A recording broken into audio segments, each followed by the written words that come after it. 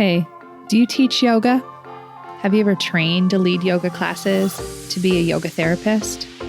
Have you ever owned a yoga studio?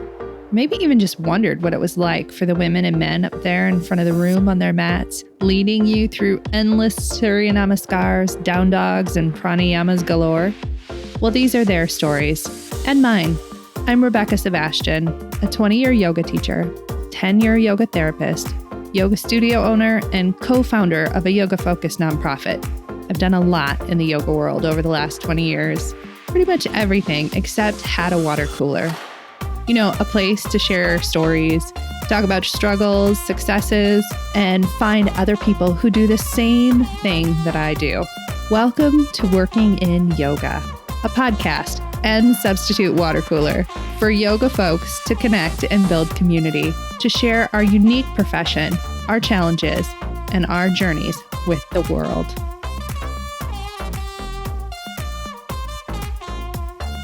Hey friends, welcome to Working in Yoga. This week on the podcast, I have a true friend, Steff Gallante, on with me, and she's revisiting the podcast to talk about perfectionism in the yoga space.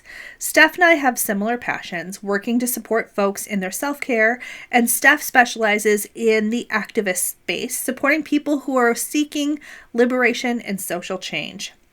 There is a lot for us to chat about as we cover our experiences in yoga spaces and what we think are the major ways that perfectionism seeps into our classes.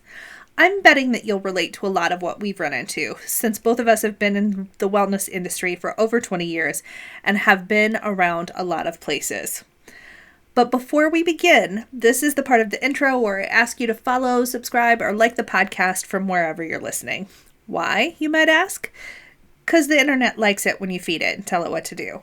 When you drop those subscribe coins into the internet, it spits out the opportunity for us to connect together with other yoga professionals. I know it always feels weird to do what the algorithm tells you, and I feel that too, but I believe the more people we connect together in this virtual space, the more likely we are to connect together in real life as well. So let's commit to connection in 2024. And also drop our like, subscribe, and follow coins into this machine as well. Thank you so much. And can we talk about my newsletter for a sec? I love connecting with y'all each week in writing form, which is one of my very favorite ways to communicate with people. So go into the show notes and hop on my newsletter. I'll give you a little more insight into the podcast each week, share other yoga industry offerings and data as I see it, and remind you that wellness needs to exist for us too, which sometimes even I forget. And when I do forget, I reread blogs from our podcast sponsor, Sunlight Streams, and remember that we all deserve wellness, rest, and nourishment.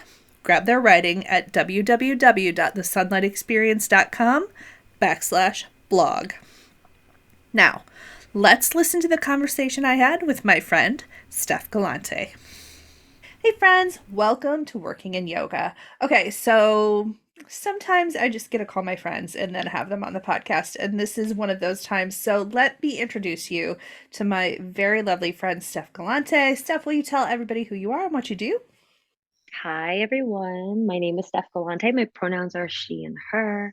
I'm coming to you from the ancestral lands of the Lenni Lenape here in central New Jersey, and I am a self-care coach. I focus on people who are doing liberation work in the world, and supporting them in healing, making it through, figuring out burnout, overwhelm, pushing against. And I hate that word because I feel like that phrase, when we say pushing against, it's like it focuses on the activity of pushing versus like being and figuring out our way through. But figuring our way through dominant culture, and all of its messaging around self-care, around simply being in the world, what our work should look like, how we're supposed to be in our relationships, etc. Right? All of that internal work that can really get wrapped up in how we're conditioned in American culture, and finding a better way that makes life a little bit more easeful amidst, right, all that is going on, and hopefully maybe beginning to make some small but significant structural changes, at least where we can, like the structures that we can control in our immediate surrounding, obviously, with the intention of making those greater shifts and changes. So I'm a yoga teacher. I am an Ayurveda yoga specialist. And so I have the privilege, the blessing, I'm just so grateful to be able to use the wisdom and science of Ayurveda along with the wisdom and science of yoga and its rich practices and traditions as healing practices and support practices for people. And as I'm sure all of your listeners know, the depth and breadth of Ayurveda for me, it's taking these pieces and making them easy to use for people that really limit the shoulds, the shame, the guilt that can come around our self-care, especially living in this fast-paced, overwhelming, so much going on in the world that is weighing on us society. Yeah. I feel kind of satiated there. I'm a parent to You do a two podcast? kids. I have a podcast called Humaning the Shit We Need to Talk About. Yeah, I think we could pause there. Oh, I'm a lecturer at Rutgers University, so I get to share all this stuff with college students, which is really fun. Yeah, so yeah, I do a little bit of a lot of things. But I'm Also, excited to be here with all of you. I'm excited to talk to you about our segment this. I don't know if I'm going to call it a season. This section of things that I'm recording, like 10 or 12 episodes, we are talking about perfectionism. And it's like I want to unpack this a little bit for us as an industry, for us as professionals, because it's like really messy. I feel it's really messy. Part of perfectionism culture, we can talk about that in the greater context, has really slid into the yoga and wellness space. It's slid into how Mm. we sell it. It's slid into like all of those things. And I'm just gonna ask you what I've asked everybody else. How the hell did we get here? Like, what the hell, stuff? I Like, why are know, we I like know. this? Oh my gosh. Well, I think for many of us, especially I'm sure the people who are in your orbit who are listening, colleagues of yours and mine, it's really not through our own doing, right? Where it's Right. kind of just what has happened from dominant culture. And so that's the easy piece of it. And I think what's very interesting is, how aware many of us who are yoga teachers, yoga practitioners, whether you're a studio owner, excuse me, or not, somebody who, whether you practice asana weekly or daily, whatever it is, I mean, anybody who is at all in and around yoga culture and also doing liberation work, maybe outside of that, I think what's people are really starting to realize is how deeply entrenched dominant culture and all of the systems and all of the systems of oppression, how they are 100% present in the yoga industry and Yes. within yoga spaces, within not just the physical space, but the way yoga teachers are taught to teach in the West and all of the things that have to do, whether it's clothing, whether it is anything, Yeah. it's present in literally every aspect of the yoga industry here in the West, 100%. How do we deconstruct it? Like, so, I mean, besides like you and I just talk, but how do we deconstruct this? So, say you're a yoga teacher, you're in typical yoga spaces, you're in yoga studios, you're teaching yoga classes. How are you looking at it differently so it doesn't feel so oppressive, so that you're not like assaulted with the shame, the guilt, because it's like affronting when you go on social media and you look in yoga spaces and you're like, Jesus, my body doesn't look that like that on the beach. And holy smokes, like my skin is not glowing like their skin is glowing. Like I maybe haven't showered in a day because I have children. Like, and life. I mean, I don't want to blame it on my kids, but but also like how are you what are you telling yourself? Are we just like life coaching ourselves through these moments? Yeah, I mean, you know what? I think first it's awareness, right? It's like starting to really be aware. And I have to say, for me, as a person who walks through the world with brown skin, my approach to this may be different from someone else's approach, right?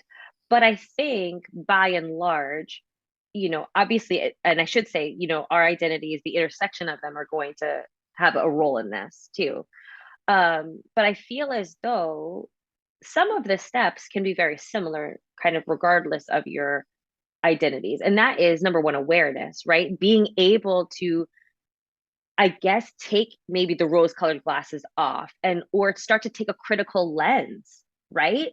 Yeah. And and just like you might be in other areas of your life where you started to disrupt and unlearn and relearn, you're kind of taking those same steps in this. And you may have a lot of feelings, and it may feel, like you said, like really affronting and really fucking uncomfortable and horrifying, perhaps even for the ways you also perpetuated the bullshit, because I know I did too. Yeah.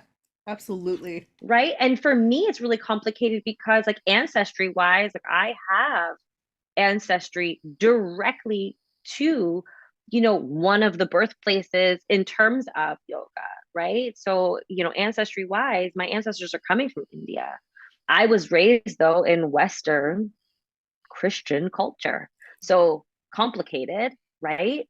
So Yeah. for me, I'm like, damn, like, I'm not even honoring my ancestors as I'm, peddling this bullshit, right? So there, that when I say, for me, in the way I walk through the world, like, talk about the guilt and the shame, Yeah. big time, right? Yeah. But the thing is, I think, going back to that old adage, like, when you know better, you do better, right? And so coming to your question of, like, how do we do this? One, in awareness, right? Beginning to recognize, like, what is happening. And I think always the kindest, the most gracious, and most sustainable way to start any sort of change is going to be start small. We may be the type of people, you may be the type of person who's like, I got to go all in, but that's probably not going to be sustainable. Yeah. That's where, like, when you hit against the guilt or the shame or like the big challenges that you may not have enough, you know, may not be enough resourced enough to kind of really push. And so Yep. small, start small. Like, is it showing up in the way you sequence, right? Is bias, or this stuff showing up in the way that you sequence things? Is it showing up in the way that you're starting or ending classes, whether people are still saying namaste, or right? Is it showing up in the way you're dressing to teach class, right? Are you feeling like you've always got to wear yoga pants? Oh, Right, no, like, no, I don't. I taught in like, my I don't know. pajamas the other day. They didn't know. Like, are you always going to Lululemon for your clothes, right? Like, like, just simple things that you're not even Yeah. thinking about because they're just so, I feel like, so ingrained in yoga culture. It's quote unquote what we do, Yeah. right? So it's starting to take that critical lens to those small things, right? It doesn't necessarily have to start with really difficult, hard conversations with your studio owner, or I mean, it can. Sure. But if you're like, well, that seems like a level 5 and I want to start at a level 1, right? Then start with those small things. It's not to say that you don't think those big, hard conversations aren't important, or that the big sweeping changes don't need to happen. But when the question is, how do you start small, and that will be sustainable. And that will naturally lead to being able to do those bigger, harder things. I love that piece of advice because I do actually think oftentimes a lot of people start at level 5, push up against the guilt and shame, and then in order to work their way through that, disseminate guilt and shame to other people. Like, Ooh, I'm uncomfortable because I've pushed hard into the guilt and shame part of it and haven't done yeah. the foundation work. Like you said, the small work of saying, like, is alignment BS? Is it not? Like, unpack that. Like, how much of alignment, say in a yoga asana class, is rooted in perfectionism versus rooted Mm, in actual movement science that is necessary for the work that we're doing, the movement we're doing in our classes. Like, mm, we have, if you haven't built that foundational level, like you said, you push into level 5, you don't have no idea what to do with all the guilt and shame you've run into right there.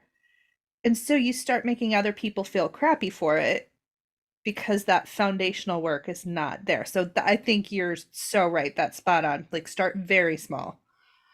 Like, how are you teaching? Like, start to at your next yoga class. yeah, absolutely. Where do you see perfectionism show up in the yoga space for you? Like Oh as you're shit. looking around, I mean, we have a limited amount of time. But like what are the big ones? I mean, I'm thinking of two or three that I see. Ooh, tell me your three. Okay, I would say food would be number one for me. I Why the think hell are we even talking about food? Yes. oh, I know because none of I us mean, are I cool. love food. Let me be clear. I love food. I just don't understand why it is we're talking about food in yoga, like in the yoga. Like, okay, anyway. I so agree with you. Like talk about being out of our scope. Like I can't even with that. But I will tell you a story of what I've seen happen is me as a yoga teacher. I have gone into a public restaurant, a Panera, in fact, which is not even that good of a restaurant. I went there to get soup for my kid, and I saw two of my students there, and they actively hid the cookies that they had bought from me. And I like in that moment, I was like, oh, you think of me differently than I'm operating in the world. Because, babe, I love a cookie. Like, love Mm-hmm. them. They're delicious and Mm-hmm. chewy and warm. And if they have chocolate, oh my gosh. And Oh, it's just nourishes my soul. I thought, how did we get there? Right? Like Mm-hmm. that I've never discussed cookies with either of these folks, but Mm-hmm. they thought of me enough that I was a quote unquote good yoga person. I was doing the Mm-hmm. right thing, the perfect thing, that they'd hide their cookies from me.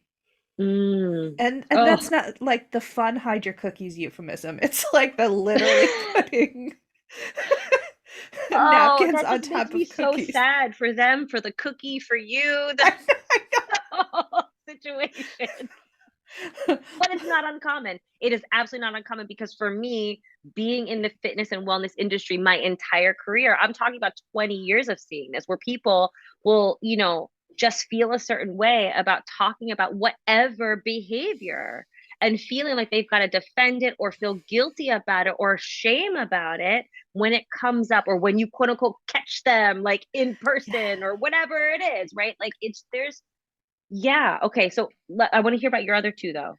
The I other would two say things that came to mind. food alignment is my next one. I think that's perfectionism hiding behind movement science. Mm. Like as we move, like it doesn't matter where your arm is in triangle pose. It freaking doesn't. Like I'm just gonna say, like it just doesn't matter. It's funny because for me, that has been a lot of work because my degree is in movement Movement science. science. Yes, yes. And so I have spent the greater part of like the last year and a half really like interrogating what I have learned, what I have been taught, and what do I feel about this? Because I have spent so many years studying the body, studying Western science, that I'm like, holy shit, this just upends so much of what I've known.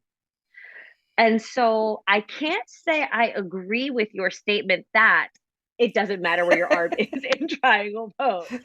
But what I can say is that the the message that is so prevalent in any fitness space in that talks about movement, that facilitates, guides movement, including not all but many, depending on the style of yoga, the I don't want to say the lineage because that's it's not that, but wherever Brand. the teaching is, right? Yeah. Because some classes don't talk about alignment, body placement at all. It's kind of like just do this, and which I have lots of feelings about too. Anyway, let me stay on topic. There often is this message of if your body does or does not do this, then you are going to get injured for sure, 100%, or this is wrong, right? And we like to, and then that becomes a scare tactic for people, like scaring them into the quote unquote right alignment or doing things the quote unquote right way. Um, and that which is very problematic, and we should not be putting that on people. Yeah. And so yes, honoring what you said. I'm in my own journey with that as well. I have to say, my teaching has changed where, I have been very conscious of shifting that narrative that I pull into class and offering, right? Place this here. Maybe this is moving in the direction of this. Yeah. Perhaps if you're feeling etc in this place, you might adjust in this way, Yeah. because I think too what happens is, certain movements, just being with our bodies can be very weird. Sometimes we don't know how to move our body in space. Sometimes Yeah. we don't know how to be with our body. Sometimes everything feels uncomfortable, or I don't know. And so I think too, though, people do need some guidance in understanding where their body is in space and how to Yeah. be with their body, and discerning discomfort from pain, from this Yes. is kind of weird, but it's not discomfort and Yes. it's not painful, right? Yes. So we as teachers need to be educated on how to facilitate that. But guilting and shaming people into having their body be in a certain position in order to do this right is bullshit. That is my feeling on that. Yeah, I agree with you. I think actually teaching, as you said, proprioception and interoception, like those, how you feel your body in space, what you're feeling on the inside, is probably the most important thing we're doing in our classes, because it's like nobody knows. Like people don't really have, like, when does that come up in any other time in your life? Yeah, exactly. Like it Exactly. doesn't. Yeah. Yeah. Yeah. For sure. For sure. But I do think, like, for me and my brain, I've divested from the idea of what proper alignment is and moved into teaching people what integrity in their movement is. Mm. So I want your movement to have integrity. But does it matter if your arm is directly out from your shoulder in a 90-degree angle versus a 70-degree angle versus a 110 Yes. degree angle? Like, it doesn't freaking matter. Like, you look pretty if it's at 90 degrees. And I agree with Mr. Iyengar. We looked very pretty in our photos that whole time. Like, great. Thank you. Everyone looks lovely. Now, if I'm teaching to a class of people in sweatpants, they don't care. I'm not taking their Right. picture. Right. Right. Exactly. And for me, I think, when it comes from an Ayurvedic perspective and we're talking about energy and not just energy flowing, right? Like prana, Yes. right? But we're Yes. talking about like what energy is present for us. Am I feeling hella anxious right now? Yes. Am I feeling hella lethargic right now? Is like pitta energy, like that fire, like totally, like completely consuming me? In which case, variations are so important for us to just achieve, like you were saying, triangle and it looking this certain way can be very soothing for one person's experience, but completely aggravating for somebody else's experience. Yes. And so that is something else when we talk about perfectionism in terms of what asana looks like on the mat and achieving, quote unquote, that peak or that pristine Yes. place of being. Yeah, great, good for you if you do it, but we're missing the piece of yoga and of asana, that, like you were saying, that internal integrity, that internal alignment of, well, shit, if reaching my arm in this direction is going to just continue to heighten my anxiety, why the hell am I doing that? For the sake of, quote unquote, doing triangle, Yeah. Yeah. right? Like, why am I doing that? And so, yes, 100% also to that offering that, Ayurveda so wonderfully gives us, which is to do what feels supportive and Yes. soothing, right? Which goes against that dominant culture piece. But yes, 100% in asana, in alignment. Yes. Yeah. Yes, 100%. What was the third one for I you? just have to say, first of all, that I loved that when you got really serious, your face got really close to the camera. I was like, oh, she's in it. That was good. Realize. That's so funny. So I think my third one is, I think, a hard one because we don't talk about this, but perfectionism when we're talking within those of us who are practitioners within the industry, that we have to be perfect on another level because we're supposed to be better than our students.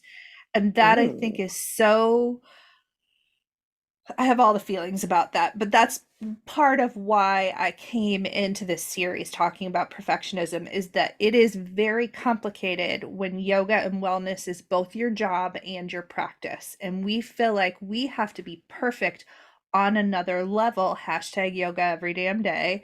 Like, and that I think actually does us a disservice in Mm. a lot of different ways. And so I'm curious what you see in that.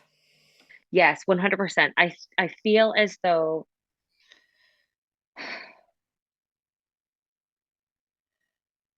there is everywhere a perception that we have to have it all together all the Yes. time, doing things a certain way all the time.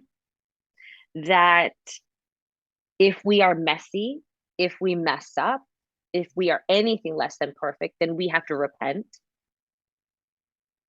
Yeah. in all the ways. Yes. Either we hide it or we have to tell everybody about it so that, that's part of our repentance, Yes. Yes. Yes. right? And then we've got to fucking just do better the next time and keep on doing better and Yeah. level up. Yep. And all of that is bullshit. It is. It's complete and utter bullshit. Like, just because you are a teacher, you are a guide, you hold some sort of quote unquote status, and this goes for anybody in any industry, anywhere, doing anything, doesn't mean you have to have it all together, know all the things, not mess up. Like, that's that is all dominant culture. That is all white supremacy culture, right? Like, coming into Yep. play, Yep. right? And to have to make fun of our messiness, to glorify our messiness, right? To, like, make it seem like we're Yes. okay with it, but like inside we're just like totally cringing, and it's like the Yes. guilt and shame and awfulness and judgment. Yes. No. Or And I'll or come, go ahead. I was gonna say, and oftentimes to that point, we leverage our messiness. We're Yes, perfect, and then when we're not perfect, we're on camera going, "Oh my God, I'm a mess. Look, I'm a real exactly. person. Don't Right. forget, here's the link to my course." like, like this. Yes. That's all wrapped up in this expectation we're supposed to be perfect people. Yes. Yes. 100%. And, I think it's so complicated. Um, for me, I developed a perfectionist tendency as a way to cope, um, with my surroundings growing up as a person of color, like in an all white town, like dealing with all of that. And that was my way of, if I am just good enough, then people will Yes. accept me. I won't be othered all the time.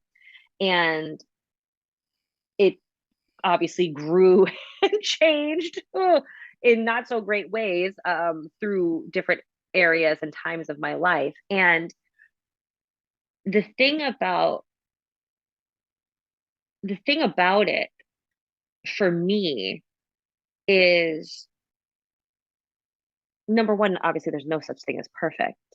Number two, we're we're human, and we're changeable, and we have shortcomings, and we are, what the system is calling us to do, what people who are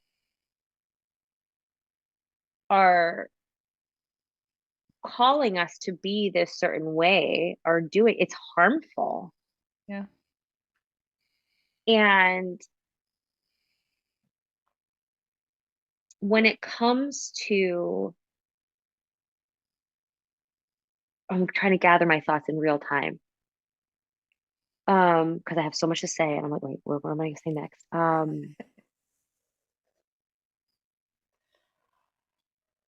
When it comes to us having to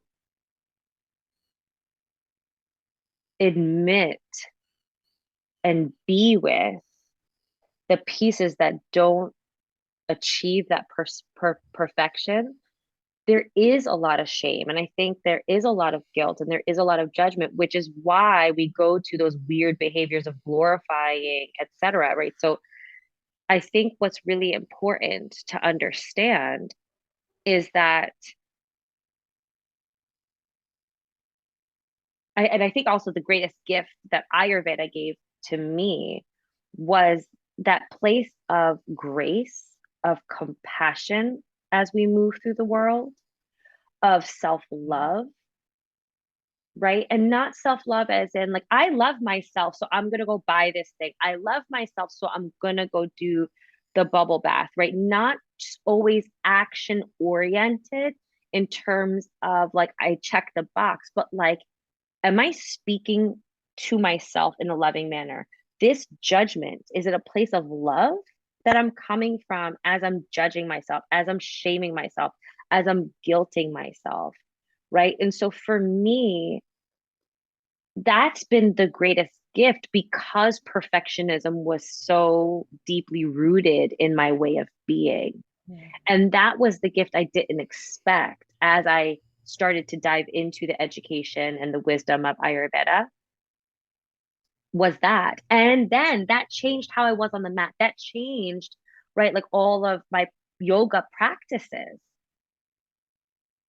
was coming from that place, right? And so, like, when we are yoga teachers, when we are holding space for people to be on the mat with their bodies, when we are facilitating breath work, when we are facilitating meditation, when we are facilitating quiet, still practices, are we encouraging them truly from a place of unfiltered, unguarded self love, Yeah. self compassion, and grace? And are you, as the teacher, really truly practicing that within your own life? Because that's going to be the only way we dismantle that, Yeah. If right? the, We as teachers have to be practicing and embodying that yeah. truly. If there's anything we need to be modeling, it is that. And Yes. also, last time I checked, I'm pretty sure that's why we were here in the first place was to do that work, right? Yeah. So, okay, I'm going to throw a hypothesis at you. This is the hypothesis I've been operating from is that so many of us came into yoga spaces because before we got into yoga, we were either in households that required us to be perfect or encourage perfection. We were, having school interactions that required us to be perfect and were rewarding us for being perfect. So we slid into spaces like yoga studios and they felt like home because there was somebody in the room saying, we need you to be perfect. There is a thing you can achieve or do that when you do it, you are rewarded. And so we didn't question it because it felt normal.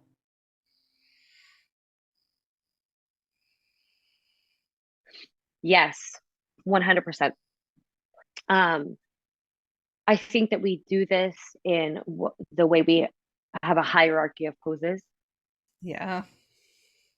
When we have a peak pose and we show the Yep. peak pose, right? I am not saying, because I do believe, I love sequencing, that's my jam. Um, but when we are saying, this is the posture, this is the pose, this is the shape we're working toward today, we might show it. Sometimes, teachers will show it at the beginning of class. This is where we're going. But if you can't do that, if that's not accessible, here is what you could do instead. Now, I love that you're honoring that people may not be able to do that. But why does it have to be like, if you can't do this, if this is right? It's maybe we don't show, right? And it's just working our way through variations that you just offer with Yeah. no label, right? So instead of letting there be this hierarchy of this is the way the pose looks, but if you can't do that, well, then we've got 10,000 other options for you to do, right? Um, I think that that's one way that we can kind of get away from that, um, is that pose hierarchy for sure. Yeah. I mean, in a very practical way of just being like, look, instead of saying poses exist on a ladder where the top of the ladder is your ideal and everything else is leading up to the ideal, maybe they're just on a like straight line and this is the Yeah, range. Like here's what I want you to do. I want you to move your spine in this way. Here is the right. range through which you can move. Figure out what works best for you. Exactly. Exactly. It may look like this today. It may look like that. I have found for me the easiest way I've gotten away from, that, well, if not this, then this. It's been like, all right, so warrior two, we're going to have one leg straight and the other leg is going to be bent in this direction. Yep. Arms might look like this, and as I got deeper into like the Ayurvedic understanding of like I was talking about earlier, like energy and like how are we feeling, that has kind of guided the Yeah. options that I offer. Yeah. Right? Your arms might look like this, but if you're feeling like you need a little bit of grounding, maybe you're coming in with your arms closer to you, right? Maybe you're doing this instead. And something else I've started to offer too is more standing variations or more seated variations. Like, how can you offer this differently? How can I, if somebody is like needing to lie down today, but they want to come to class, whether Yeah. you're on Zoom or you're in person, what's a freaking lying down option that they can do, right? If literally it took everything they had to just walk in the freaking door or turn their computer on, what can they do, Yeah. right? What if we were starting to look at postures from a place of how are you feeling? How do you need to come to the practice today? Nice. Yeah. Versus this is what it should look like. And if you can't do this, well, here are two other options that also may not be accessible. Yeah, it's interesting because we have teachers, and I've asked this to a lot of different teachers. We as teachers oftentimes come into teaching classes with the intention of what muscles we want our students to move, but we Mm, rarely are asking ourselves how we want our students to feel at the end of class. mm, And I'm always like, isn't that funny? Because you can control the other one too. Like you can say, I want my students to be so down regulated that they feel blissed out at the end, and then build an mm. entire class around that feeling, Yep, which is honestly a more interesting game to me. That's a more interesting game as a teacher to be able to build something towards like, I want them to feel energized because they're at a 6:30 in the morning class. So at the end, I want them to feel like clear-headed and focused and ready to go. Like, that's how do right. I build something towards a feeling versus towards a like I want somebody's muscles to flex or rotate in a particular way. Like Hmm. I think that's a game we can play that makes our jobs more interesting too, because I'm all like, you know me, like I'm all about gamifying all the things to make it more interesting. It's well because the reality is, if you no matter how long you've been doing this, you can feel stale. You Yep. can just feel like, the passion is gone. And so this is one way to kind of keep things very interesting. Yeah. Okay, so tell me, as a person who's been in wellness movement yoga 20 years, have you felt like you needed to be perfect? All the time. All the time. I mean, how much time do we have? I could tell you all the ways. I mean, I've got my I mean, chai just here. I'm ready. I mean, for me, I think and there are some differences between like the fitness spaces like commercial gym versus like yoga studio, right? But 100%, to be thin, muscular, Yep. right? No matter what, not be sick. Especially I feel like, once I started practicing yoga often, teaching yoga, studying Ayurveda, people expected I was never going to get sick. I don't know how one Yes. equaled the other. I'm not really sure. Okay. And so there was always that pressure to look a certain way, to be put together, like we talked about.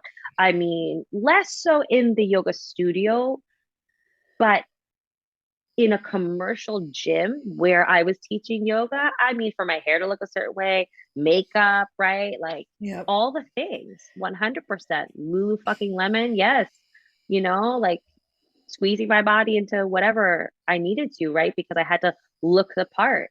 Um, And I struggled after having my kids, feeling that pressure to have my body look a certain way. And what if somebody new came to my class and I hadn't lost all the weight yet? What would they think of me? Right? Because that's perpetuated. It's, Yes. people who quote unquote get their body back. Oh my God, it's so cringy. Are celebrated. And the people who don't are deemed lazy and, not serious and a whole host of other things. Yep. And, um, you know, yeah, I mean, like after, so all of that after, you know, I had my second child.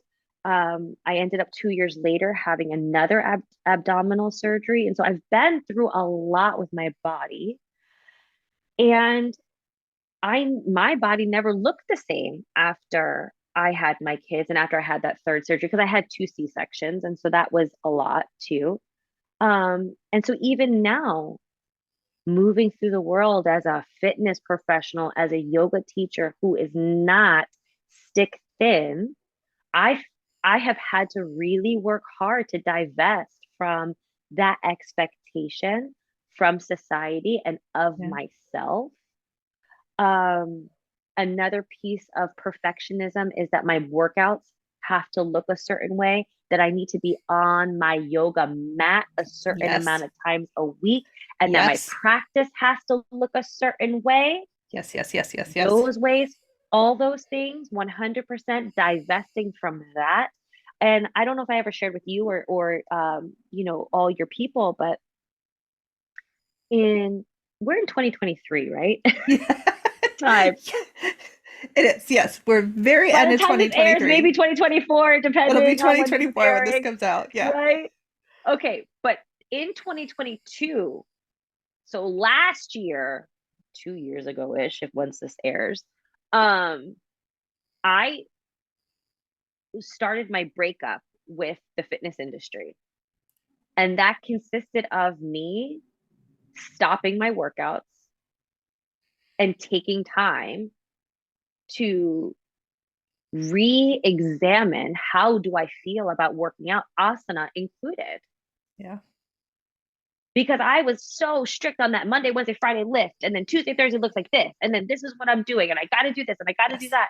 And I was starting this liberation work, but I was not starting this liberation work in my own workout, like in my own foundation, in my Yeah. own movement practices. Even breath work and meditation had to look a certain way. Like there was perfectionism in everything I was doing, even in my Ayurvedic practices, the way I was pulling in all that wisdom for my self care was just completely wrapped up in perfectionism. And so I spent the first 6 months of 2022 not really working out beyond what I was teaching because I was still teaching quite a few classes a week. And then it came to summertime. My body, of course, changed and it felt different. And then I started to pepper in different workouts and I no longer kept that strict routine. And so it has been now almost 2 full years of me just recreating, redeveloping, because I love to move my body, always have. But I was coming from a place that was upholding perfectionism culture, diet culture, extreme, like, workout culture in terms of, or ideals as in terms of the workout needs to look this way. And if it doesn't look this way, it doesn't count.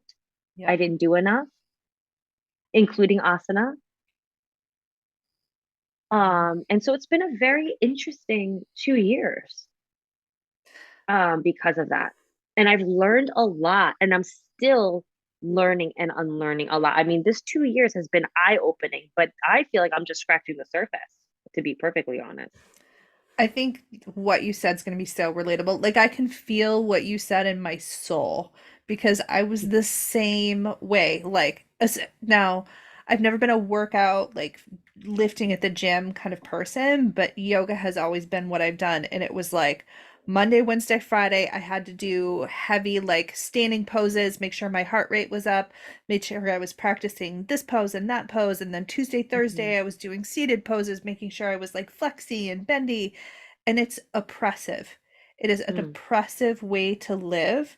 And if this is a liberation practice, you have to divest yourself from the things that are oppressing you, It's true. including asana. And Hmm. it's I I tell this story sometimes, like when I trained to be a yoga therapist, this is 2011. So yoga therapists tend to train in like these really beautiful places. So I'm like up in this retreat center in the Blue Ridge Mountains. I was a single mom with a 2-year old and like had managed to figure out how to get there. And I was sitting with all these people in the room, and somebody said, "How often do you practice yoga?" And it wasn't a teacher, like we were talking amongst ourselves. And the guilt and shame, person by person by person, as we went around the room. And I was the only person there who was practicing 5 days a week. Everybody else was like, oh my gosh, it's two, maybe three. I know I should be doing more. And it was like Mm. all this guilt and shame. And at that time, I didn't pause to realize that I felt so imperfect in other parts of my life because I was a single mom and, my marriage had failed and I didn't feel like I was doing that well enough that I had to be perfect somewhere else Yeah. in order to make up for that. And Yep. people, like, I was rewarded for being that person in that environment instead of somebody just being like, what the fuck? How do you have time to do that? I just be like, no, I'm up at 5 a.m. It's fine. I just sleep like 4 hours a night. Like, it's insane. It's Exactly. insane. Yes. No, but that's the thing. First of all, I'm sorry. Second of all, I think there is so much to what you just said because and that's what's glorified, right? It's the Yes. I wake up at 5 o'clock in the morning and I get my work in it. And here's the thing, if that's what you want to do, if that is what feels supportive for you, yes. But doing it for the sake of doing it, to check it off the list or to make Yes. yourself feel better of all the other ways you're failing or not showing up in life, that's not the right reason. Because here's the thing, and I talk about this all the time in terms of like the fitness industry. And now that I'm uncovering more in the yoga industry, I realize it's there too. That how many people who are the guides, whether they are teaching a strength training class, a cardio class, or a yoga class, that are deeply struggling with their mental and emotional well being, their own Yes. self worth, their self image, all of the freaking Yes. things. And working out a certain amount of days a week, your asana practice looking a certain days a week, a certain way, or you're doing it a certain amount of days a week, being a vegetarian or vegan if you're a yoga teacher or yoga Yes. practitioner, right? Certain dietary things, which by the way is like choosing to do something because you want to for yourself versus feeling you have to. Obviously, medical reasons, medical conditions aside, that's not part of this conversation.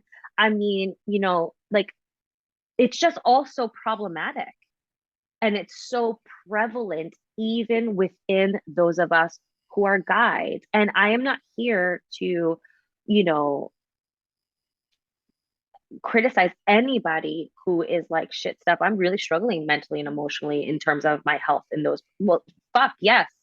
And that's to be expected because of the world we live in. So let's Yeah. normalize that, Yes. right? So that's not what I'm saying, but like to be actively in this constant state of turmoil. That's the problem, Yes. right? Where you're not using the practices to create ease and support. You're using the practices as like gold stars. Like, I got the gold star, I got the gold star, I got the gold star, but I'm showing up Yep. dysregulated. I'm showing up as an asshole. I'm, continuing to create harm or hold up the cycle and the dominant culture, like oppressive systems. Like, that's not it. Yeah. Ooh. Yeah, that's it. That's it right there. Because I mean, that's been my experience. Absolutely. Like, and while my experience is mine, I'm also not so like I don't think I'm unique in that way. I think that's most of us Mm-hmm. feeling like we want the gold stars. Yeah. And then again, when you push up against that barrier of realizing you'll never get enough gold stars, you'll never do enough yoga asana to get enough stars to be the good person. It doesn't Yep. exist. then instead of saying this is a structure we need to dismantle, we then shovel the shame and guilt onto other people because it's uncomfortable to sit there in that moment of tension. There's tension right there. Exactly. Exactly. Something I've been talking to my clients about this month is because we've kind of each month we focused on a different limb in terms of the 8 limbs. And this month we're talking about samadhi Oh. and how in the West it's bliss, right? It's bliss and it's that destination of happiness. And It I've is. done it. I've done the thing. I've gotten an A. I've achieved, Check. right?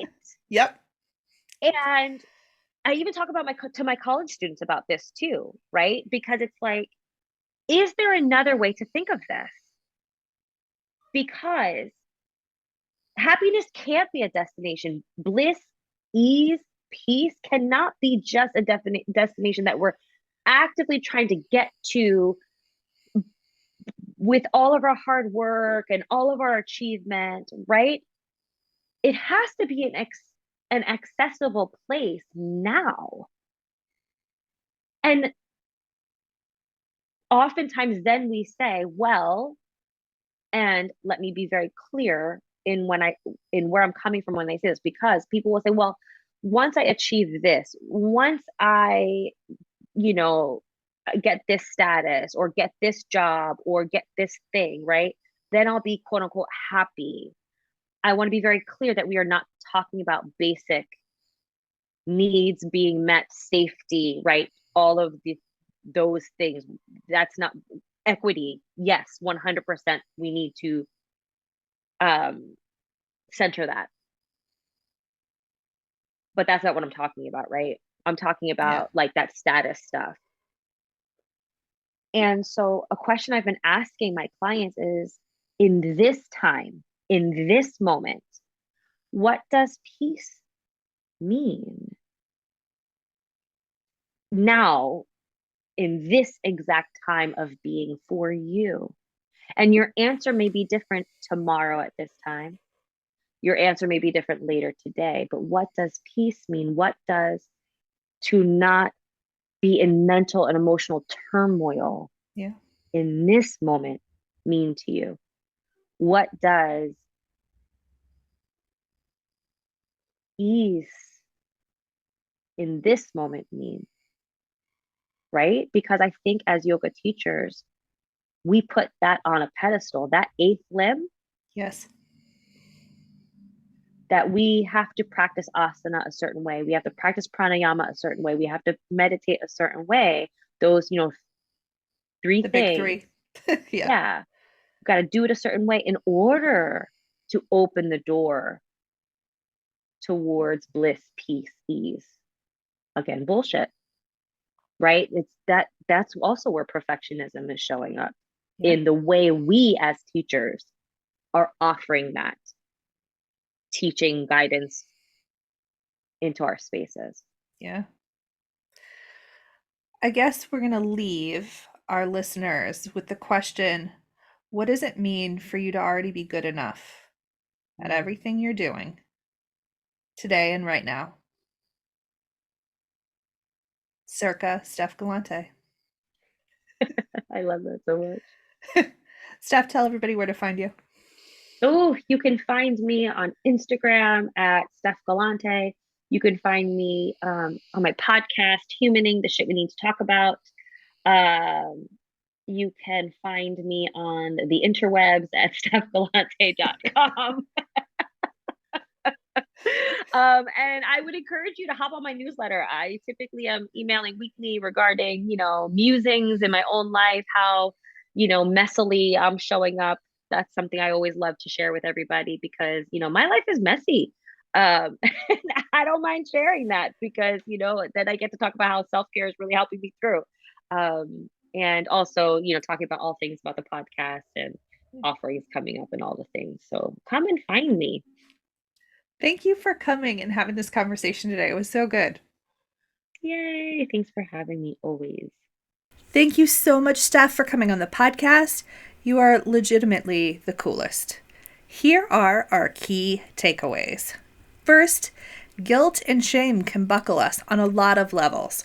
Our life experiences often butt up against the feeling of guilt and shame, which makes us feel uncomfortable. In order to off-gas that feeling, we then turn and make other people feel shame and guilt as well.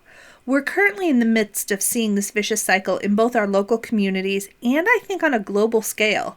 Please stay attuned with how you're feeling so that you can pause when you feel that guilt and shame and deal with it yourself. Yoga gives us the tools to do this, so let's commit to using them. Next, change begins with small steps. This is an important step that Steff pointed out. You don't need to start your work at deconstructing perfectionism by having a hard conversation with a yoga studio owner or confronting a family member. You can start by deciding to shift your own expectations of how you show up for yourself, and also try maybe wearing grungy sweatpants to class and offering your real life experiences to your students. Not in a way that leverages your challenges or traumas, but an offering to your students of who you really are. It is a relief to see the hard days of people we look up to, because we all have them, and it's nice to have everybody who's in front of us feel relatable. Next, perfectionism in the wellness space shows up in sneaky ways. The way we talk about food and movement and behavior can be laced with deep undertones of perfectionism. It is okay to eat cake and cookies and meat, and to not have your feet hips distance apart in downward facing dog, and more. If what I just said made you feel a little uncomfortable though, maybe you are able to pause and examine why. The reason could be that sugar makes your belly ache, or maybe it just looks nice when our feet are the same distance apart, or some other reason. The action isn't to prove that your belief is right or wrong, but to understand why you believe it. Next, there is so much pressure to be the perfect person as the yoga teacher. Most of us have a complicated relationship with wellness because it is both our job and our practice. How do you feel about that? Next, it is critical that we embody self-compassion so that we can model that for our students. This is something I consider to be a high priority, not for my own happiness alone, but also for my job. It is difficult, and I struggle with this one consistently, but I also can hold space and grace for myself to grow and change on this journey of life. Next, doing something for the sake of saying you're doing it is not the right reason for doing anything. For example, you don't need to be up at 5 a.m. practicing yoga unless you really want to, because that's what lights you up. I don't do that anymore, and I feel 0% guilt about it. You're not a bad yoga teacher if you don't do that. Let me repeat that. You're not a bad yoga teacher if you don't get up at 5 a.m. and practice. Being a good or skilled yoga teacher involves much more than the natural inclination towards being a morning lark. Next, using yoga practices for gold stars instead of for your own ease and support is frankly not the appropriate way to use a yoga practice. Note to the listener, the narrator is reminding herself of this as much as you. Please use the practice to support you, even if your practice involves vigorous physical movement. The movement is there to support you, not so you can get a gold star.